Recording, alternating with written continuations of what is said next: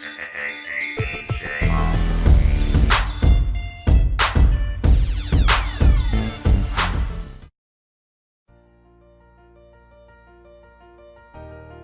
what's going on? Jess here. Now tell me, how many of you have heard the phrase, "I'm not trying to settle down right now, I want to live my life first"? I'm pretty sure you've not only heard it, but you've actually been one of those people who've said it. Well look, I believe that living your life doesn't or shouldn't stop because you got married and chose to be in a committed relationship. As a matter of fact, marriage is an entirely new journey in life. A journey full of wonderful experiences that can only be fulfilled with your significant other. And look, it only gets more interesting when you throw children into the mix. You see, engaging in promiscuous relationships should not be your definition of living your life.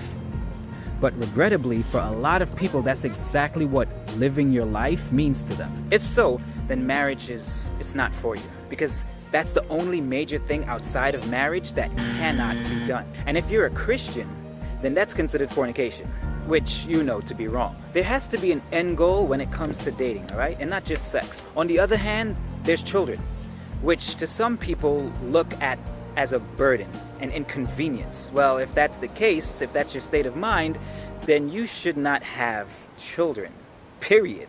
That's my honest opinion. Let me tell you this, being married and having children is not a prison sentence, although a lot of you perceive it to be so. Some see it that way, you know why? Because there are no good examples of a successful working marriage in the circle of people that they know.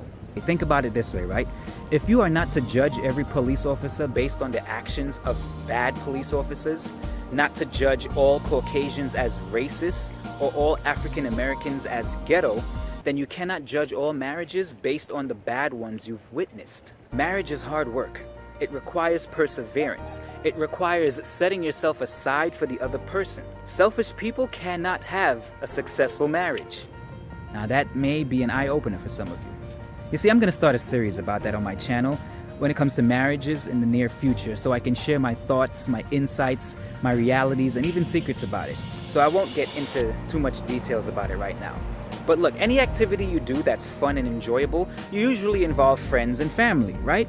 It's no different being married. It simply means your spouse takes the place of those people most of the time. After all, they are your best friend. It's just knowing that you are committed to that one person rather than no commitment to anyone. And with that commitment, it means certain things a single person could do, a married person shouldn't. Notice I said shouldn't and not couldn't.